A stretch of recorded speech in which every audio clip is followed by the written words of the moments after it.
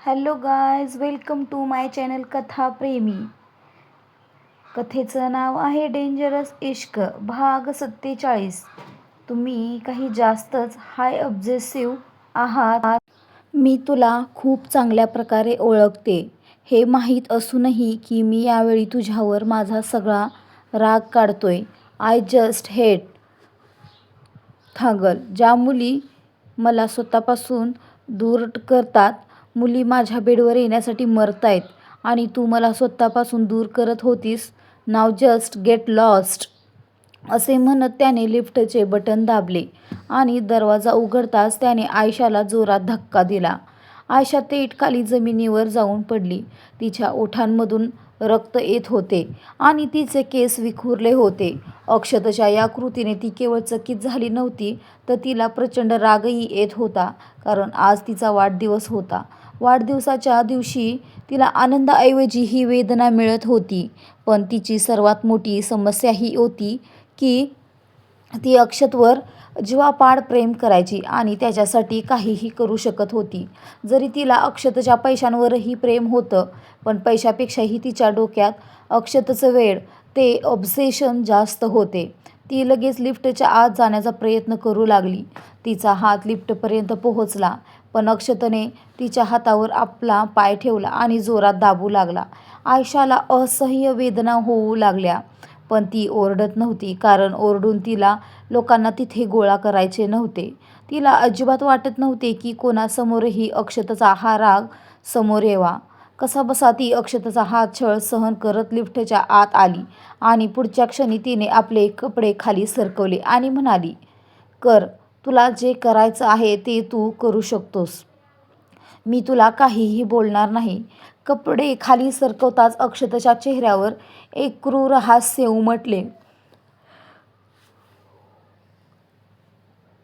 तो सुरुवातीपासूनच असा होता, ज्याला त्याला जी गोष्ट हवी असायची ती तो कोणत्याही परिस्थितीत मिळवूनच राहायचा.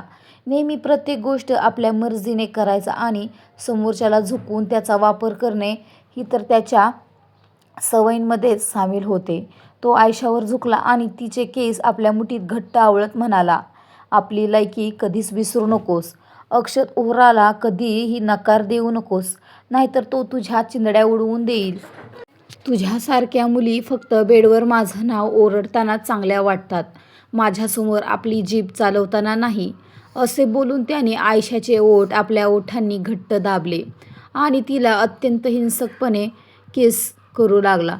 ते एक वाईल्डली किस होतं. लिफ्टमधून तिला आपल्या खांद्यावर उचलून तो थेट आपल्या रूममध्ये घेऊन गेला आणि तिला बेडवर फेकून पुढच्या क्षणी तिच्यावर स्वार झाला. दुसरीकडे आरवीची गाडी एका बंगल्याबाहेर येऊन थांबली आणि त्याने जुनूनकडे हसून पाहिले. जुनून त्याच्याकडे पाहत म्हणाली, आपण हॉटेलमध्ये नाही राहणार का? आरवीने आपले डोके नकारार्थी हलवले आणि म्हणाला, नाही, हा बंगला हा माझाच आहे आणि सध्या इथे माझा भाऊ राहतो. जुनून आश्चर्याने म्हणाली, आपण तुमच्या भावासोबत राहणार? आरवीने होकारार्थी मान डोलावली. न्यूयॉर्कमध्ये जुनून आणि आरवी दोघेही यावेळी ओहरा बंगल्याबाहेर उभे होते.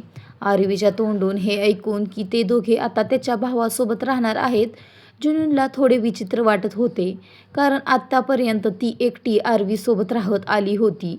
आरवीसमोर ती कशीही राहायची, कोणत्याही प्रकारचे कपडे घालून घ्यायची, पण आता तिला कोणा दुसऱ्यासोबत राहायचे आहे ही भावनाच तिला खूप विचित्र वाटत होती. तिला अजूनही आपल्या बॉडीवर तितका जास्त आत्मविश्वास नव्हता. आरवी तिच्या गालावर आपला हात ठेवून म्हणाला, डोंट वरी जानम, मी आहे ना तुझ्यासोबत, आणि जेव्हा मी तुझ्यासोबत आहे तेव्हा तुला दुसऱ्या कोणत्याही गोष्टीचा विचार करायची गरज नाही, फक्त आणि फक्त माझ्याबद्दल विचार करायचा. जुनून हसत म्हणाली, तुम्हाला नाही वाटत का तुम्ही काही जास्तच ऑब्सेसिव्ह आहात? आरवी लगेच म्हणाला, हो आहे तर, मी असाच आहे आणि आत्ता मला तुला आयुष्यभर असंच सांभाळावं लागणार आहे, मग तू वैतागलेली असो किंवा आनंदी असो. हा आरवी तुझी पाठ सोडणार नाही. जुनून त्याचा हात पकडून म्हणाली, आणि मीही तुम्हाला माझी पाठ सोडू देणार नाही. मूर्ख होते मी जी तुमच्यापासून दूर जाऊ पाहत होते, पण आत्ता तर फक्त तुम्हीच माझी दुनिया आहात. असे बोलताना ती हसत होती आणि तिचे बोलणे ऐकून आरवी चकित झाला होता. कारण जुनून खूप कमी वेळा अशा प्रकारे आपल्या प्रेमाची कबुली द्यायची. जुनूनने आपल्या मनातील गोष्ट बोलून तर दाखवली होती, पण आता आरवीच्या त्या नजरा स्वतःवर जाणवून ती लाजत आपली नजर चुकवू लागली. आरवी तिला गाडीतून बाहेर घेऊन आला आणि तिला बंगल्याच्या आत घेऊन पोहोचला. यावेळी बंगल्याच्या आत 2 नोकरांशिवाय कोणीही नव्हते. आरवीने त्या दोघांकडे पाहिले आणि विचारले, अक्षत कुठे आहे? त्यांच्यापैकी एक म्हणाला, सॉरी सर, पण ते सध्या इथे उपलब्ध नाहीत. काल रात्री तर ते इथेच होते, पण त्यांनी सांगितले होते की ते कुठेतरी बाहेर जाणार आहेत. हे बोलताना त्या नोकराच्या चेहऱ्यावरची भीती आणि अस्वस्थता स्पष्ट दिसत होती आणि त्याची ही अस्वस्थता पाहून आरवीची नजर त्याच्यावर अधिकच तीक्ष्ण झाली. जुनून थोडी अडखळत इकडे तिकडे पाहत होती. तेवढ्यात आरवीने दुसऱ्या नोकराला इशारा केला. ती लगेच जुनूनच्या जवळ आली. तिच्याजवळ आली आणि म्हणाली, चला मी तुम्हाला तुमच्या रूममध्ये घेऊन जाते. त्या नोकराचे बोलणे ऐकून जुनूनने लगेच आरवीकडे पाहिले. तेव्हा आरवीने आपल्या पापण्या मिचकावल्या आणि म्हणाला, जा यांच्यासोबत या, तुला तुझी रूम दाखवतील. मी जरा वेळाने येतो, थोडं काम आहे, बस तेवढं पूर्ण करून येतो. त्याचे बोलणे ऐकून जुनूनने आपले डोके होकारार्थी हलवले, पण थोड्या नाराजीच्या स्वरात म्हणाली, प्लीज लवकर या, एकटं मला चांगलं नाही वाटणार. आरवीने हसतच तिच्या गालांवर आपला हात ठेवला आणि तो तिथून निघाला. जुनूनही त्या नोकरासोबत रूमच्या दिशेने निघाली. ती त्या नोकराकडे पाहत म्हणाली, इथे अक्षत भाऊंशिवाय आणखी कोण कोण राहतं? ती नोकर लगेच म्हणाली, जास्त लोक नाही राहत, फक्त अक्षत सर आणि त्यांची गर्लफ्रेंड आयशा. त्याही त्यांच्यासोबतच बाहेर गेल्या आहेत. जेव्हा येतील तेव्हा तुम्ही त्यांना भेटा, त्या खूप चांगल्या आहेत. त्या नोकराचे बोलणे ऐकून जुनून पुन्हा एकदा मंद हसली. तोपर्यंत तिची रूम आली होती. तिला रूममध्ये सोडून ती नोकर तिथून निघून गेली आणि जुनून काही क्षणांसाठी बेडवर येऊन बसली. तिच्यासाठी हे सगळं खूप नवीन होतं. ती कधीही इंडियाबाहेर आलीच नव्हती आणि अशा प्रकारे आरवीसोबत येणे तर तिच्यासाठी आणखीनच खास होते. तिच्या चेहऱ्यावर एक हसू तरंगत होते, कारण तिला तिचे आरवीचे लग्न आठवत होते. त्यांनी सगळे विधी पूर्ण केले होते, पण लग्नाच्या वेळी सर्व काही बिघडले होते. पण शेवटी आरवीने तिला कायदेशीररित्या आपली पत्नी बनवलेच होते. पण मग अचानकच तिच्या डोळ्यांना हलकी ओलसरपणा दाटून आला आणि ती सुकूनची आठवण काढत म्हणाली, काश तू हे सगळं केलं नसतंस सुकून, तर आज तू आमच्यासोबत इथे असतीस. पण मी तुझ्यासाठी ही गोष्ट विचारूनच खुश आहे की तू तुझी जिंदगी सोडून नवीन जिंदगीत पुढे जाण्याचा निर्णय घेतलास. आता बस, मी लवकरच मिस्टर गँगस्टरला तुझ्यासाठी मनावेन. त्यानंतर आपली फॅमिली पूर्ण होईल. मी, तू, मिस्टर गँगस्टर आणि त्यांचे भाऊ. असे बोलताना तिच्या चेहऱ्यावर एक वेगळाच उत्साह दिसत होता. दुसरीकडे आरवी बंगल्याबाहेर आला आणि आपल्या गाडीत बसून तिथून निघून गेला. यावेळी फोनवर कोणाशी तरी बोलताना तो म्हणाला, पत्ता लागला का त्याचा? तो कुठे आहे? समोरून आवाज आला, खूप प्रयत्न सुरू आहेत, पण अजूनही काही पत्ता लागलेला नाहीये. गेल्या 15-20 दिवसांपूर्वी त्याचे लोकेशन न्यूयॉर्कचे होते, पण त्यानंतर हे कन्फर्म नाहीये की तो या न्यूयॉर्कमध्ये आहे की नाही. त्याचे बोलणे ऐकून आरवी हसला आणि म्हणाला, तो न्यूयॉर्कमध्येच आहे इतकं तर मी जाणतो, पण एक्झॅक्ट लोकेशन नाही माहीत. मला त्याचे एक्झॅक्ट लोकेशन हवे आहे. जे सोर्सेस लावायचे आहेत ते लावा. जर पैसा पाण्यात घालावा लागला तरी चालेल. प्रत्येकाचे तोंड पैशाने भरून टाका, पण मला कोणत्याही परिस्थितीत डॅनी हवा आहे. समोरची व्यक्ती काहीतरी विचार करत म्हणाली, डॅनीबद्दल तर मी तुम्हाला पत्ता लावून देईन, पण तो चौथा माणूस जो त्या कृत्यात सामील होता त्याला तुम्ही कसे शोधणार बॉस? आरवी त्याच्या प्रश्नावर हसला आणि म्हणाला, ते तू माझ्यावर सोड. काही लोक डोळ्यांसमोर असतात आणि काही ते जे डोळ्यांसमोर असूनही डोळ्यांसमोर नसतात. पण आरवी दोन्ही प्रकारच्या लोकांना पाहणे आणि परखणे खूप चांगल्या प्रकारे जाणतो. बेशक आरवीचे जाळे कोणाला दिसत नाही, पण जेव्हा अडकणारा त्यात अडकतो तेव्हा त्याला जाळेही दिसते आणि तो पक्षीही फडफडूही लागतो. त्याचे बोलणे ऐकून त्या माणसाला समजत नव्हते की नक्की आरवीच्या बोलण्याचा अर्थ काय आहे, पण तो इतके तर समजला होता की कदाचित आरवीला चौथ्या माणसाचे नाव माहीत आहे आणि तो त्याला शोधू इच्छित नाही, किंवा असे म्हणा की कदाचित न शोधताच तो चौथ्या माणसापर्यंत पोहोचला आहे. जिथे एकीकडे आरवीचा शोध सुरू होता तर तिथे दुसरीकडे लाईफ अँड प्ले कॅसिनोच्या लक्झुरियस रूममध्ये अक्षत आणि आयशा दोघेही एकमेकांच्या मिठीत विसावले होते. आत्तापर्यंत सकाळ झाली होती आणि आयशा अक्षतकडे पाहत होती. तिने अक्षतच्या गालावर आपला हात ठेवला आणि हसत म्हणाली, "गुड मॉर्निंग बेबी." अक्षतने आपले डोळे एका क्षणासाठी उघडले आणि पुन्हा आपले तोंड दुसऱ्या बाजूला फिरवले. ब्लँकेट आपल्या अंगावर ओढत आयशा हलकीशी वर उठली आणि त्याच्या केसातून आपली बोटे फिरवत म्हणाली, "अजूनही नाराज आहेस का?" अक्षत रागाने म्हणाला, "प्लीज डोंट डिस्टर्ब मी. मला झोपायचे आहे." आयशा हसली आणि म्हणाली, "ओके फाईन, तू झोप. मी तोपर्यंत शॉवर घेऊन येते आणि मग तुझ्यासाठी ब्रेकफास्ट ऑर्डर करते. काही वेळानंतर आपल्याला ओहरा बंगल्यावरही तर जायचे आहे ना?" तिचे बोलणे ऐकून अक्षतने अचानक आपले डोळे उघडले आणि तो आयशाकडे पाहू लागला, जी बेडवरून उठली होती आणि वॉशरूमच्या दिशेने जात होती. अक्षतने लगेच ब्लँकेट बाजूला केले आणि येऊन आयशाचा हात पकडला. आयशा एकदम दचकली. तिला असे वाटले की अक्षत पुन्हा एकदा तिच्या शरीरावर शारीरिक अत्याचार, फिजिकल अब्यूज करणार आहे. पण पुढच्या क्षणी अक्षतने तिला आपल्या छातीशी घट्ट लावले. आयशा एकदम थक्क झाली. अक्षतने तिला बेडवर घेऊन आला आणि पुढच्या क्षणी तिला बेडवर झोपवून तो तिच्यावर झुकला. आयशाने हसून विचारले, "काय झालं अक्षत? काही प्रॉब्लेम झाला आहे का? आय मीन, तुला काही हवंय का? जर सकाळी तुझी इच्छा होत असेल तर मला काहीच हरकत नाही. तुला हवंय ते तू करू शकतोस." असे बोलताना तिने आपली बोटे अक्षतच्या गालावर फिरवली. अक्षतने तिचे नाजूक मनगट पकडले आणि म्हणाला, "मी खूप चांगल्या प्रकारे जाणतो आयशा, तू माझ्यासाठी काहीही करू शकतेस. तुझ्या याच गोष्टीवर तर मला तुझ्यावर सगळ्यात जास्त प्रेम येतं बेबी. पण आत्ता सध्या तुला माझं आणखी एक काम करावं लागेल." अक्षतचे बोलणे ऐकून आयशा प्रश्नार्थक नजरेने त्याच्याकडे पाहू लागली.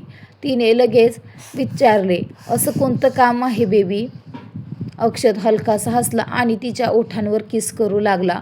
आयशाला काहीच समजत नव्हते की नक्की अक्षतच्या डोक्यात काय चालले आहे. काही वेळानंतर ओहरा बंगल्याबाहेर एक गाडी येऊन थांबली आणि त्या गाडीतून आयशा बाहेर आली.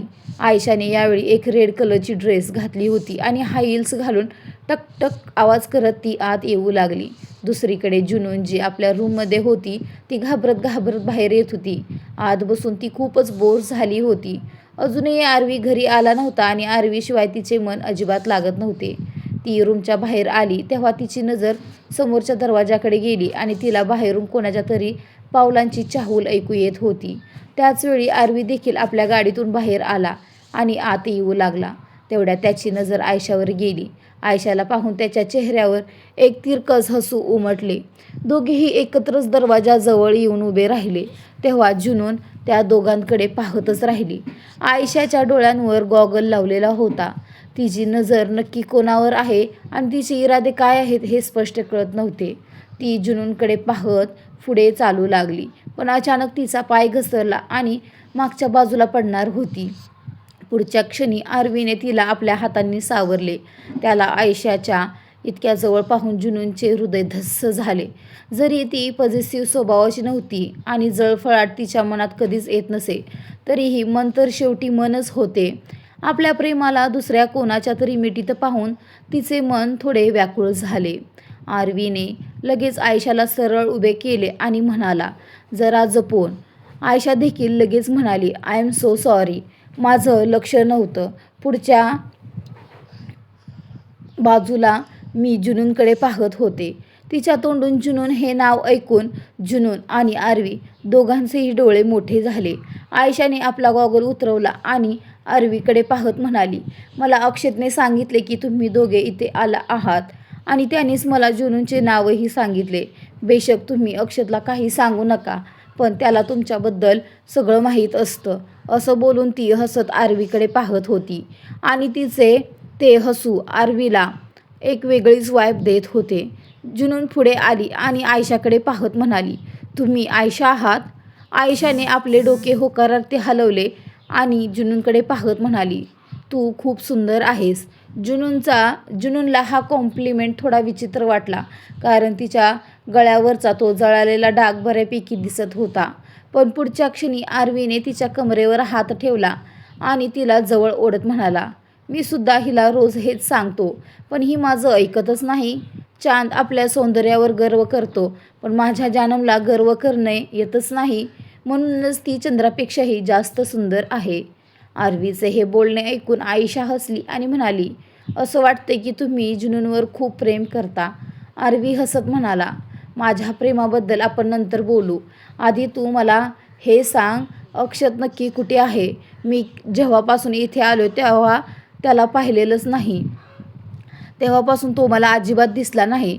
नोकरांकडून कळलं की तो बाहेर गेलाय आणि त्याचा फोनही लागत नाहीये. तुला माहीत आहे का तो कुठे आहे?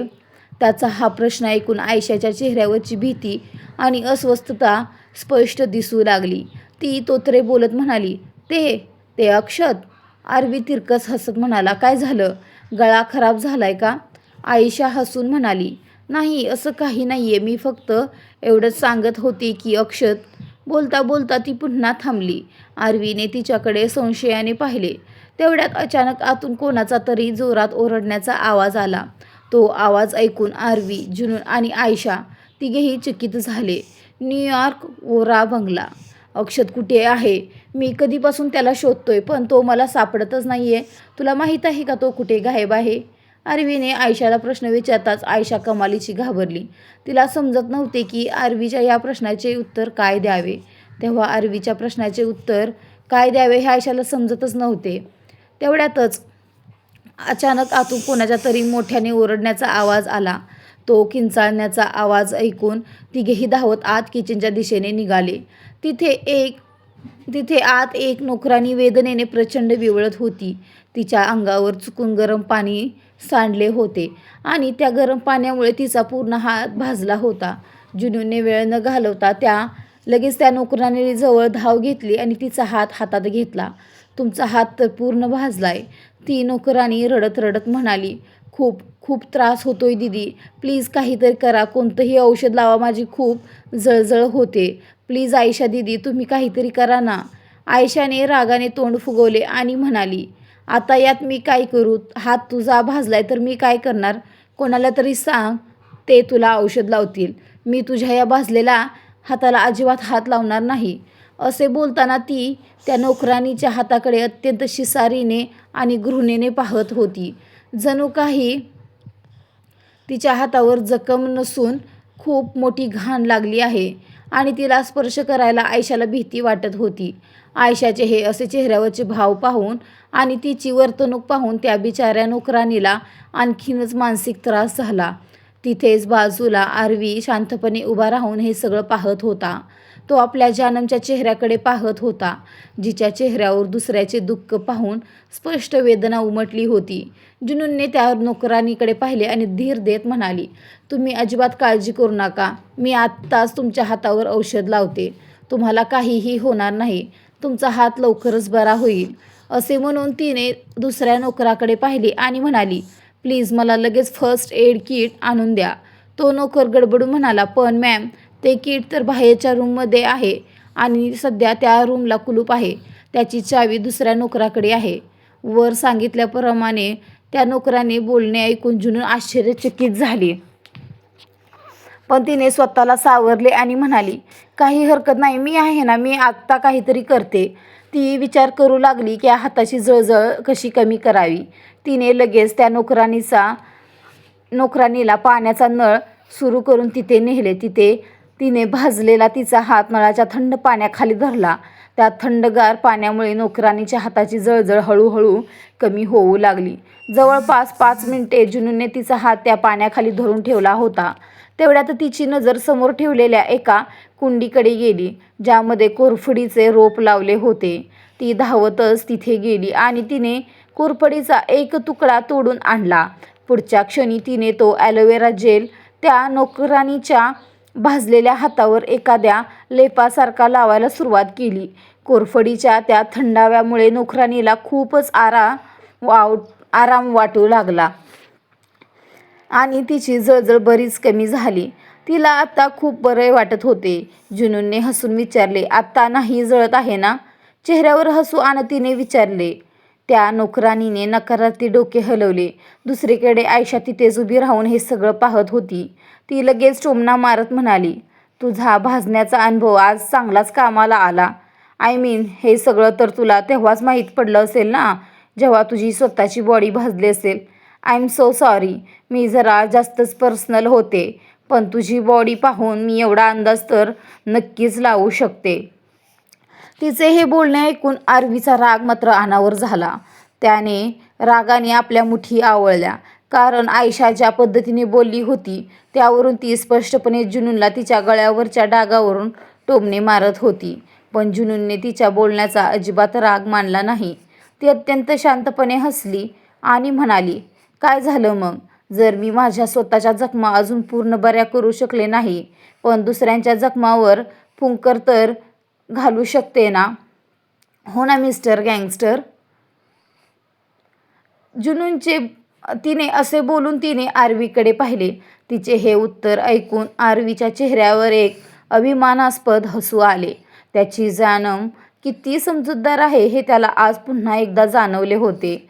तो तिच्या जवळ आला आणि आयशाकडे पाहत म्हणाला, "प्रत्येक माणूस एकसारखा नसतो जानम. काही लोक मूर्ख आणि हलक्या मनाचे असण्यासोबतच अत्यंत उद्धट आणि बदतमीज असतात, ज्यांना आपण कितीही प्रयत्न केला तरी ना कोणती गोष्ट समजावू शकत ना त्यांना साधी तमीज शिकवू शकत." आरवीचे हे बोलणे ऐकून आयशाचा चेहरा पांढराफटक पडला. ती त्याच्याकडे पाहतच म्हणाली, "सॉरी टू से." "काय हे सगळं तुम्ही माझ्यासाठी बोलत आहात?" "सॉरी टू से, पण जर तुम्ही हे माझ्यासाठी बोलत असाल तर मी असं काहीही केलेलं नाहीये ज्यासाठी तुम्ही मला हे ऐकवावं. आता तुमची गर्लफ्रेंड भाजलेली आहे तर तिला भाजलेलीच म्हणणार ना. जर ती सुंदर असती तर गोष्ट वेगळी होती." तिचे वाक्य पूर्ण व्हायच्या आतच आरवी तिच्याकडे पाहत गरजला, "काही वेळापूर्वीच तू माझ्या जानमला खूप सुंदर म्हटली होतीस. त्यावेळी तू आंधळी झाली होतीस की तुझ्या डोक्यावर कशाचा तरी प्रेशर होता?" त्याचे हे कडक शब्द ऐकून आयशाच्या चेहऱ्यावरचे रंग उडाले. तिची बोलतीच बंद झाली. ती लगेच आपला हात पुढे करत म्हणाली, ते मला एक इम्पॉर्टंट कॉल करायचा आहे. मी थोड्याच वेळात तुम्हाला भेटते." असे बोलून ती तिथून तरातरा निघून गेली. तिच्या जाण्याच्या घाईवरून आरवीला पूर्ण अंदाज आला होता की ती का पळ काढते आहे. त्याच्या ओठांवर एक तिरकस डेव्हिल स्माईल आली. ती नोकराणी जुनूनकडे पाहत हात जोडून म्हणाली, "तुमचे खूप खूप धन्यवाद मॅम साहेब.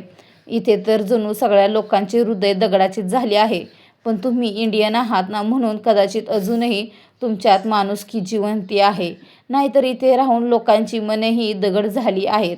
त्या नोकराणीच्या बोलण्यावर जुनून आणि आरवी काय प्रतिक्रिया देतील?